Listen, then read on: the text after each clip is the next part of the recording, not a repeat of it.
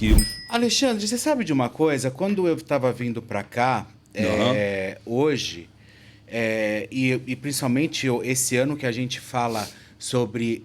muito se falou, inclusive, no começo desse ano, no final do ano passado e no início desse ano, sobre a morte da Daniela Pérez. Sim. Né? E você foi um cara que acompanhou do início ao fim toda essa história, né? Infelizmente. Você foi um dos caras que chegou no local do assassinato? Sim. Conta pra mim, Alexandre. Eu fiquei muito chocado também agora, porque quando eu assisti esse documentário, o Pacto Brutal, aliás, muito bem dirigido pela Tatiana Issa, muitas coisas eu não sabia. Por exemplo, eu achava que eu e a mãe do Gazola tínhamos sido informados no cemitério que o Guilherme de Pádua havia assassinado ela, a Daniela. E eu nunca ia imaginar que a Glória já sabia antes da gente. Você, e ela soube... quando você soube no cemitério? Eu soube no cemitério. Na hora mas do velório, a Glória já isso? sabia. A Glória já estava passou sabendo? O cemitério, passou o velório todo no cemitério com essa informação, mas ela não podia divulgar e não podia comentar com ninguém. Até que o delegado liga para a mãe do Raul Gazola, para a Norma, que já se foi. Ele dá a notícia para a Norma me chama no canto e fala para mim. O delegado me ligou e já sabe quem matou a Daniela, quem assassinou a Daniela. Eu falei, quem foi? E aí, quando ela me deu a notícia que foi o Guilherme de Pádua, eu fiquei assim, sabe, sem chão. Eu falei, cara, é inacreditável acreditar nisso. Ele estava no velório? Não, ele não estava. Ele, na noite passada, foi na delegacia e deu um abraço no Gazola e falou, deu um beijo no rosto do Gazola e fala para o Gazola que... você sabe o quanto eu gostava da Daniela, tudo que você precisar de mim, você pode contar comigo. Virou as costas e foi embora. O erro dele foi esse, porque quando ele vai à delegacia, a testemunha estava na delegacia e ele vai com o mesmo carro que a testemunha viu no local do assassinato, porém com a placa adulterada. Ele tinha adulterado a placa. E, cara, foi um negócio assim, Felipe, quando a mãe dele falou e disse que tinha que falar com o Raul, né? Eu falei, Norma, a gente tem que tirar todo mundo dessa capela. Conheço o Raul, um cara forte, do meu tamanho.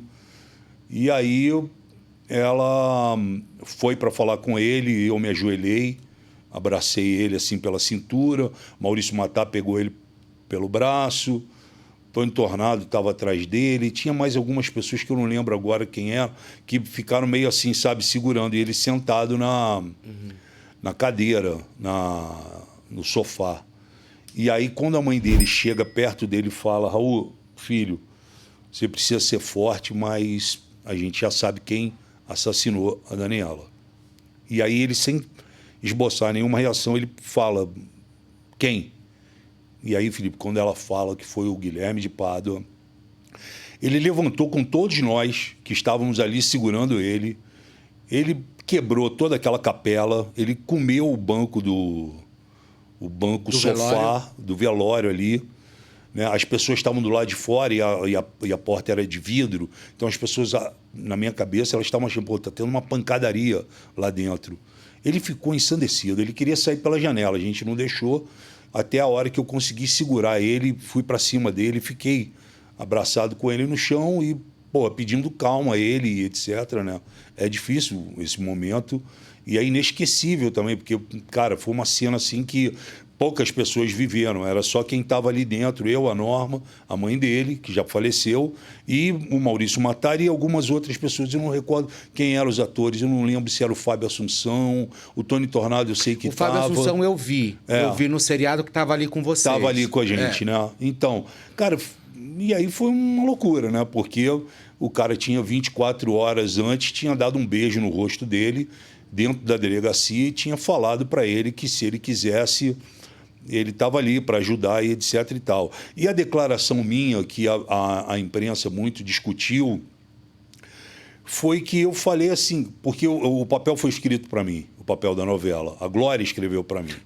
Que seria o papel do Bira. O Bira foi escrito para mim.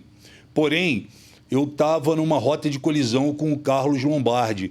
Eu estava fazendo muito sucesso na novela das 7. Eu não queria sair da novela das 7. Eu entrei em rota de colisão com o Lombardi.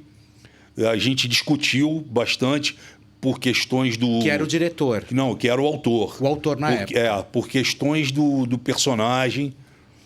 E aí a Glória vai pedir para ele me liberar. Para que eu pudesse sair da novela das 7 antes um pouco de terminar, para começar a gravar a novela das 8. E aí ele não liberou. Então eu sempre falo o seguinte, se eu tivesse feito a novela, eu sei que é difícil essa coisa do se, né? Mas realmente, se eu tivesse feito a novela, a história era outra, completamente diferente, né? O Guilherme não teria participado do elenco da novela, né? Não teria passado todo aquele processo que ele passou, porque ele se incomodou muito com o caminhar do personagem dele, né? Por que você acha que ele matou a Daniela? Cara, por vários motivos, né? Ele, na minha cabeça, o primeiro foi na verdade, para se vingar da Glória, né? Porque o personagem dele na novela começou a sumir porque ele estava tendo ele não estava, sabe, tendo um processo como profissional dentro da emissora que pudesse agradar as pessoas. Então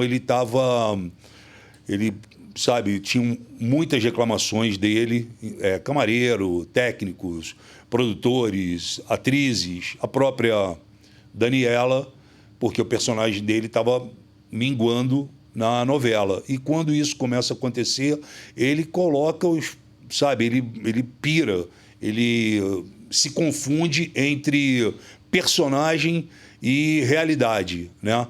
E eu acho que ele procurou atingir a Glória com essa situação, né? Enfim, a gente viveu isso intensamente porque, cara, foi um choque, né? A gente não ia esperar. Ele estava fazendo a peça de teatro com a gente, o Blue Jeans. Você via alguma movimentação estranha nele? Não, ele sempre foi estranho. Alguma coisa? Ele sempre foi estranho. O que era ser estranho? Ele se expôs muitas vezes com o Maurício Matar, que era o narrador do espetáculo. Uma noite o Guilherme saiu do teatro depois que terminou e a gente ficou ainda um tempo conversando no teatro e ele volta, cara, todo ensanguentado e diz que ele pegou um táxi e o táxi furou a blitz da polícia e a polícia deu alguns tiros de escopeta.